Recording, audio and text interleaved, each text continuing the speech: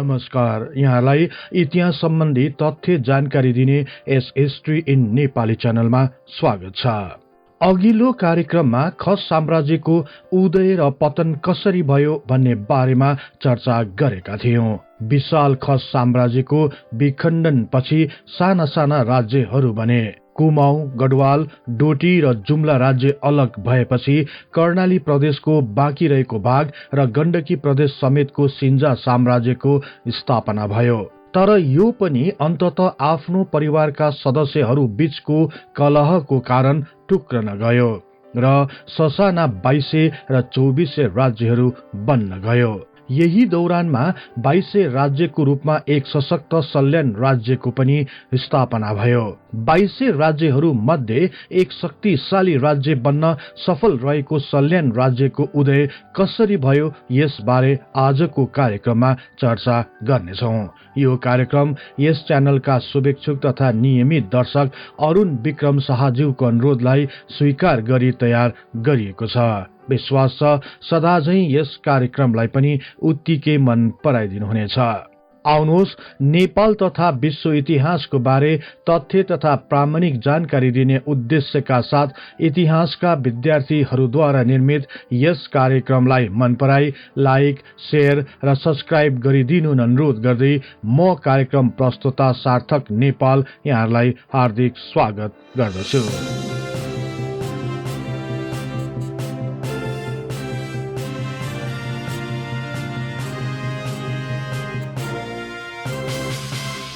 सल्यान राज्यको इतिहास खोतल्दै जाँदा निकै उतार चढाव देखिए तापनि कतिपय सन्दर्भमा प्रमाणको अभावले त्यति धेरै स्पष्ट हुन नसकेको देखिन्छ। प्राप्त कतिपय अभिलेखहरू, विशेष गरी वंशावलीहरूमा उल्लेख भएका प्रसंगहरू एक आपसमा बाजिने भएकाले पनि इतिहासलाई सही दिशा दिन नसकेको धेरै जसो इतिहासकारहरूको भनाइ रहिआएको छ। तर पनि प्राप्त वंशावली र अन्य अभिलेखहरूका साथै इतिहासकारहरूका लेखनहरूलाई सही अध्ययन गरेर सल्यान राज्यको यो इतिहास तयार गरिएको छ। प्राप्त राजकोटको वंशावली अनुसार सल्यान राज्यको संस्थापक मलय वर्माका जेठा छोरा सुमेरु वर्मा हुन् भन्ने उल्लेख गरिएको छ। तर समाल राजवंशवालीमा भने भिन्न प्रकारको व्याख्या गरिएको पाइएको छ। समाल वंशवालीका अनुसार मलय वर्माका 4 भाइ छोराहरू मध्ये जेठा जगती सिंह जाजरकोटका राजा, माइला पिताम्बर शाही रुकुमका राजा, साइला सुल्तान शाही सल्यानका राजा र कान्छा सुमति भूप शाही दर्नाका राजा भएका थिए भनी उल्लेख गरिएको छ।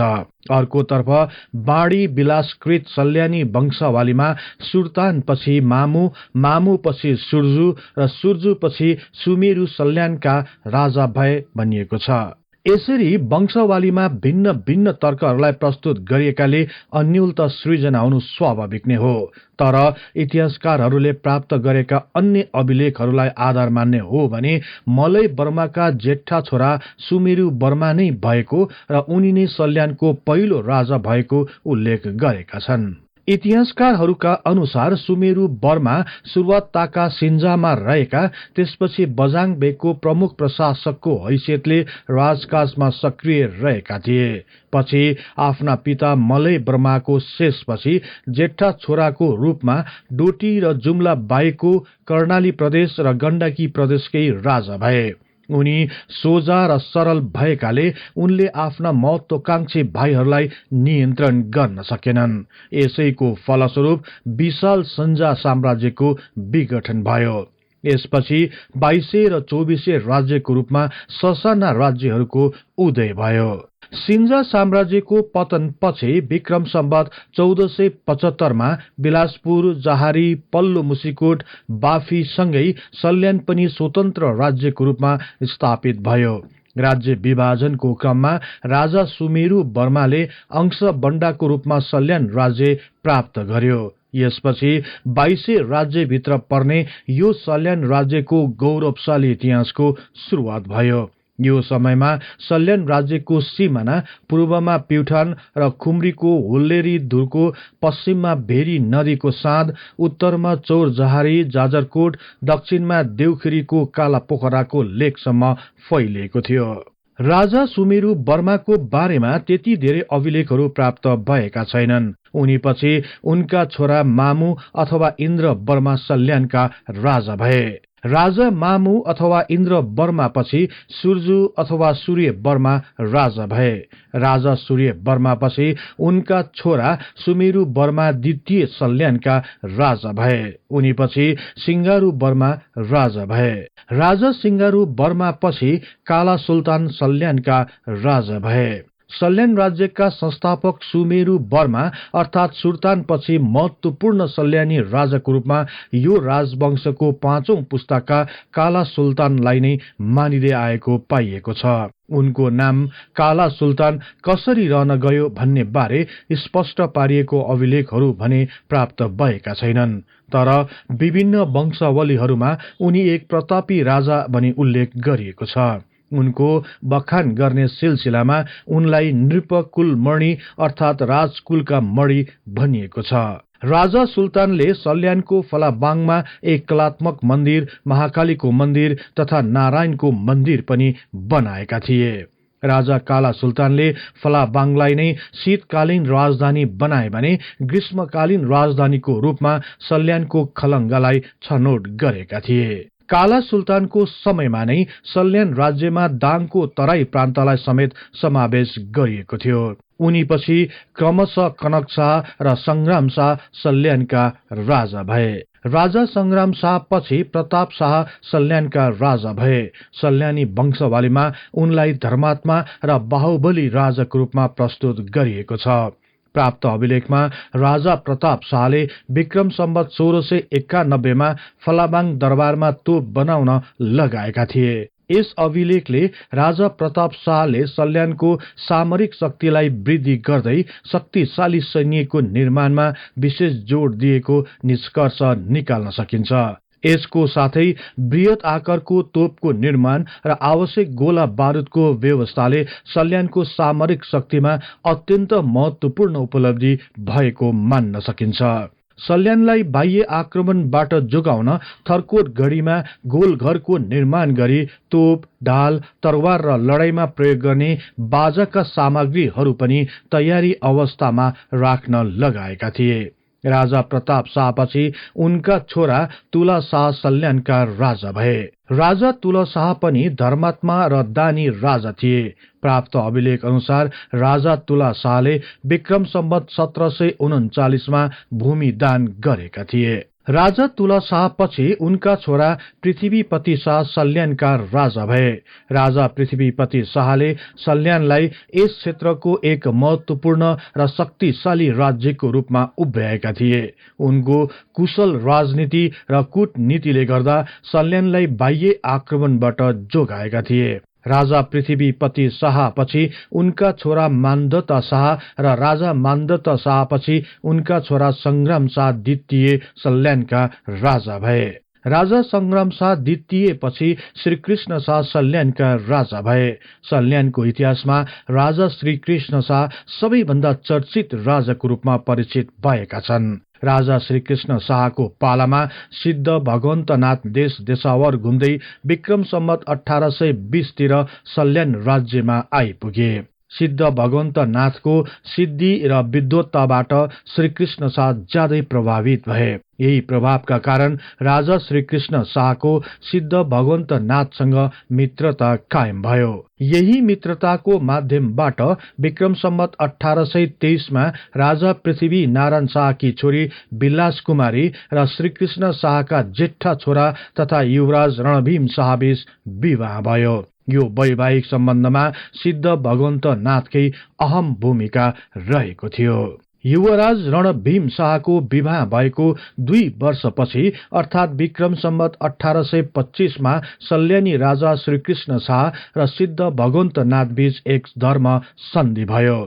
सो धर्म सन्धिमा सल्यानी राजा र उनका सन्तानका तर्फबाट श्री भगवन्तनाथ प्रति पाप अनुचित नचिताउनु, त्यस्तो चिताएमा धर्म नाश होस्, कुलको निसन्तान होस् भनी उल्लेख गरिएको थियो। सो धर्म पत्रमा 12,000 सल्यानी र गोर्खाली वार्धक तथा अन्य विशिष्टहरूलाई साक्षी राखिएको थियो भनी उल्लेख गरिएको छ। यसपछि राजा श्रीकृष्णले सिद्ध भगवन्तनाथलाई विक्रम सम्वत 1835 खड्काकोट गाउँको पैदावार भोग चलन गर्ने गरी वीरता दिए र सिद्ध भगवन्तनाथको सेवा गर्न काजी शिव शाहको नेतृत्वमा केही सैनिकहरूलाई खटाए। यसरी सिद्ध भगवन्तनाथको प्रयासबाट गोर्खा र सल्यान राज्यको सम्बन्ध अझ प्रगाढ र बलियो बनेको थियो। विलास कुमारीले पेटभरि खान पनि नपाइने सुदूरपश्चिम पहाडी भेकमा विवाह गरेर दिएकोमा पिता पृथ्वीनारायण शाहसँग रुँदै गुनासो गरिन्। त्यसै बखत राजा पृथ्वीनारायण शाहले छिल्ली बिजौरीदेखि पश्चिम दाङ क्षेत्रको जमिन छोरीलाई कुश वीरता दिए। तर राजा पृथ्वीनारायण शाहको कार्यकालमा पश्चिमी विजय अभियान पूरा हुन सकेन। उनको विक्रम सम्वत 1831 मृत्यु भयो। तर विलास कुमारीको भाइ तथा नायब बहादुर शाहको पालामा सञ्चालित पश्चिमी विजय अभियानको क्रममा 2200-2400 राज्यहरू एक एक गरी नेपाल अधिराज्यमा समाहित हुँदै गए। यो विजय अभियानमा सल्यान राज्यले पूर्ण रूपमा सहयोग गरे।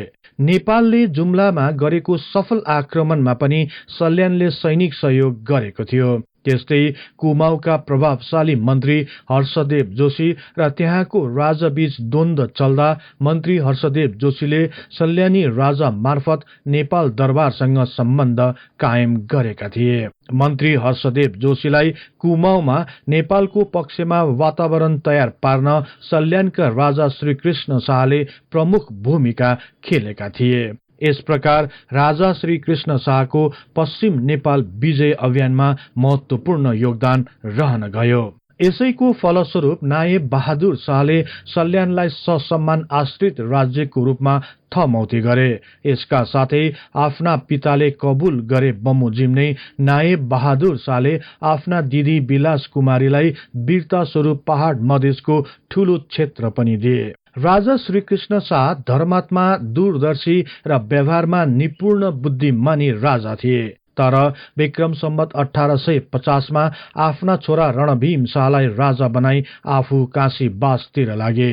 राजा रणभीम शाहले आफ्ना पिताको पालामा राजकाजको लामो अनुभव सँगालेका थिए। नेपाल एकीकरण अभियानको क्रममा कर्णाली प्रदेशमा आएको राजनीतिक उथलपुथल तथा सल्यान, जाजरकोट, बझाङ आदि राज्यहरू अधीनस्थ गराई थामिएको र जुम्ला, डोटी, अछाम जस्ता ठूला राज्य मासिएको पनि उनले देखेका र बुझेका थिए। नायब बहादुर शाह पछि राजा बनेका रणबहादुर शाहसँग पनि राजा रणभीमको सुमधुर सम्बन्ध रहेको थियो। आफ्ना पत्नी अथवा रानी विलास कुमारीको आफ्ना भदा अर्थात राजा रणबहादुर शाहसँग साह्रै आत्मीय सम्बन्ध थियो।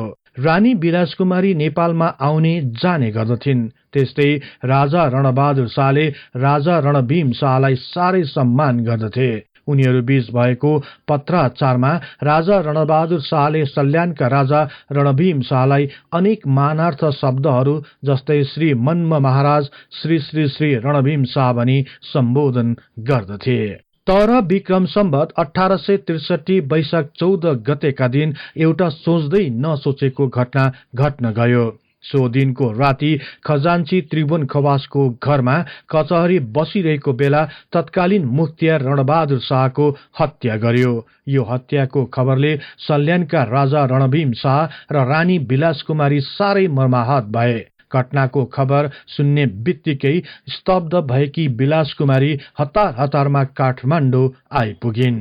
काठमाडौँ आउने बित्तिकै सबै कुरा बुझेपछि यस हत्याको पछि भीमसेन थापा रहेको जनाइन्। उनले निर्धक्कका साथ आफ्ना भदा रणबहादुर शाहको हत्या गर्ने भीमसेन थापा नै रहेको बताइन्। रणबहादुर शाहको हत्यापछि नेपालको सम्पूर्ण शासनभार हत्याएका भीमसेन थापाले यही न्यूमा आफ्ना सबै विरोधीहरूको सर्वनाश गर्ने योजना बनाए। यही योजनामा कसैलाई कैद, कसैलाई देश निकाला र कसैको हत्यासम्म गर्न पछि परेनन्। तर यही अवसरमा रणबहादुर शाहकी फुपू अर्थात सल्यानकी रानी विलास कुमारीले लगाएको यो आरोपले मुख्तियार बनेका भीमसेन थापालाई असह्य बनायो। यसपछि उनले सल्यानको राज परिवारलाई नै हटाउने योजना बुन्न थाले। मुख्तियार भीमसेन थापाले विलास कुमारीलाई सल्यानतिर नै थपाइदिए। पाल्पालाई जस्तै सल्यानलाई पनि नेपालमा मिलाउने न्यू खोज्न थाल्यो। सल्यानी राजा रणभीम शाहलाई नेपालको विरोधी भवान शाहीसँग गोप्य साँठगाँठ गरेको, पटक पटक काठमाडौँ बोलाउँदा पनि नआई अटेर गरेको, पश्चिम नेपालमा पठाइएको तोपहरू सल्यानमा लुकाइएको जस्ता दोषारोपण गर्न थाल्यो। यस्ता आरोपबाट सल्यानी राज परिवारमा असुरक्षाको अनुभव गर्यो र जेठा छोरा तथा युवराज रघुनाथ शाहलाई अवधका नवाब वजिरको संरक्षणमा पठाइयो। भीमसेन थापाले सल्यानलाई घेर्ने अभिप्रायले सर्वप्रथम पृथ्वी नारायण शाहकी छोरी साथै सल्यानकी रानी विलास कुमारी अथवा तत्कालीन राजा गिरवट युद्ध विक्रमको फुपू बज्जैलाई वीरता स्वरूप दिएको सबै सम्पत्तिहरू जफत गरियो। रानी विलास कुमारी र उनका कान्छा छोरालाई वार्षिक 1400 रुपियाँ खानगी दिइने व्यवस्था भयो। यसरी रानी विलास कुमारीलाई दिएको वीरता जफत गरेपछि सल्यानका राजालाई हटाई सल्यानलाई नेपालमा गाभ्न विभिन्न योजनाहरू बुनिन थाल्यो। नभन्दै विक्रम सम्वत 1866 को सुरुमा नै स्थितिले नयाँ मोड लियो। सुबेदार अंगद कार्कीले सल्यानका सरदार गोपाल शाहीले नेपालको विरोधीको रूपमा चिनिएका भवान शाहीसँग मिलेको कुराको सूचना भीमसेन थापालाई दिए। यो सूचना पाउने बित्तिकै मुख्तियार भीमसेन थापाले अंगद कार्कीलाई यसबारे फेरि एकपल्ट राम्रोसँग बुझ्न हराए। यही बेहोराको पत्र पाल्पाका हाकिम काजी अमरसिंह थापालाई पनि त्यही दिन पठाइयो। यसको साथै सल्यानको स्थिति बुझ्न भीमसेन थापाको सरकारले तुरुन्तै सुबेदार राणा र अमरसिंह राणालाई त्यसतर्फ रवाना गरे। तर यी दुवै सुबेदारहरू सल्यान नपुग्दै सल्यानी राजाले काठमाडौँमा एक पत्र लेखी पठाए। सो पत्रमा सरदार गोपाल शाहीले भवान शाहीलाई भेटेको कुरा स्वीकार गरिएको थियो। यो पत्र पाउने बित्तिकै काठमाडौँमा सल्यानी राजा रणभीम शाहलाई हटाउने कुराको तुरुन्तै निर्णय गर्यो। विक्रम सम्वत 1866 वैशाख 7 गते पाल्पा स्थित सरदार जगदेव भण्डारी र पाल्पाका हाकिम अमरसिंह थापाका नाममा 2 वटा आदेश पत्रहरू पठाइए। सल्यानका राजा र उनका समर्थकहरूद्वारा हुन सक्ने खतराहरूलाई नियन्त्रण गर्न सबै बन्दोबस्त मिलाइसकेपछि विक्रम सम्वत 1866 वैशाख 10 गतेका दिन रणभीम शाहलाई पदच्युत गरेको विधिवत घोषणा गरियो। सोही मितिमा काजी अमरसिंह थापा र जगदेव भण्डारीका नाममा पठाइएका पत्रहरूमा सल्यान पठाइएका कम्पनीको खानगीको व्यवस्था गर्नको लागि साथै मसलन्द खर्चको लागि 2000 रुपियाँ पनि निकासा गरियो। यसपछि सल्यानको हाकिमको रूपमा सुब्बा रुद्रवीर शाहीलाई नियुक्ति गरियो। यस प्रकार अचानक राजा रणभीम शाहलाई पदच्युत गर्दै सल्यान राज्य नेपालमा गाभ्यो। तर यहाँ विचारणीय कुरा के छ भने भवान शाहीलाई राजा रणभीम शाहले प्रत्यक्ष भेट नगरेको भए तापनि भीमसेन थापाले किन रणभीम शाहलाई दोष लगाए? भवान शाही आखिरमा को थिए त? यस्ता धेरै प्रश्नहरू छन् जसको स्पष्ट उत्तर प्राप्त हुन सकेको छैन। तर विलास कुमारीको वीरता जफत गरिएको सम्बन्धमा भने भीमसेन थापाको यो कदमको प्रत्यक्ष विरोध नभए तापनि थापाको आलोचना भने निकै भएको थियो। यही आलोचनाको कारण विक्रम सम्वत 1869 मा नै विलास कुमारीको सम्पत्ति फिर्ता गर्न भीमसेन थापा बाध्य भए। विक्रम सम्वत 1890 पछि जनरल भीमसेन थापाको विरोधीहरूको आकार बिस्तारै बढ्न थाल्यो। विक्रम सम्वत 1894 असार 11 गतेका दिन राजा राजेन्द्र वीर विक्रम शाहद्वारा भीमसेन थापालाई जनरल पदबाट बर्खास्त गर्दै सैनिक शक्तिबाट वञ्चित गरियो।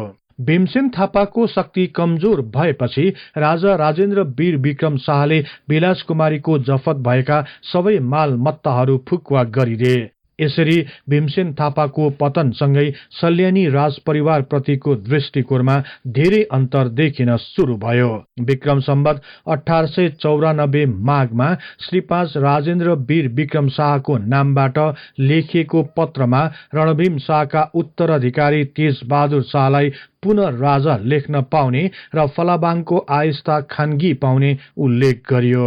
यसबाट तेजबहादुर शाहले विधिवत रूपमा सल्यानको राजाको उपाधि प्राप्त गरे।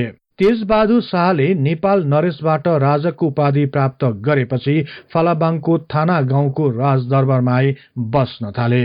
यसपछि विक्रम सम्वत 1896 वैशाखमा श्री 5 राजेन्द्र वीर विक्रम शाहको आदेशमा भीमसेन थापालाई विभिन्न मुद्दा लगाई उनको आफ्नै पुरानो आवास बागदरबारको छिडीमा थुनियो र श्रावण 8 गतेका दिन बाध्य भएर भीमसेन थापाले आत्महत्या गर्नु पर्यो। कतिपय इतिहासकारहरूले राजा तेजबहादुर शाहलाई रणभीम शाह र विलास कुमारीका छोरा हुन् भनी लेखेका छन्, तर प्राप्त विभिन्न अभिलेखहरूमा उनी तत्कालीन राजा रणभीम शाह र रानी विलास कुमारीको छोराको रूपमा उल्लेख भएको पाइएको छैन। प्राप्त अभिलेखका अनुसार राजा रणभीमका 5 जना छोराहरू रघुनाथ, रघुवर, घनश्याम, भारत र गदाधर थिए। त्यसो भए तेजबहादुर शाह को थिए त भन्ने सन्दर्भमा कतिपय इतिहासकारहरूका अनुसार उनी रणभीम शाहका भतिजा अथवा कुनै नजिकका नातेदार थिए भनी उल्लेख गरेका छन्। एकताका गौरवशाली इतिहास बोकेको सल्यान राज्यले विभिन्न षड्यन्त्र र जालझेलको परिणामस्वरूप स्वतन्त्र राज्यबाट आश्रित राज्य हुँदै अन्ततः नेपाल राष्ट्रको एक अहम भाग हुन पुग्यो।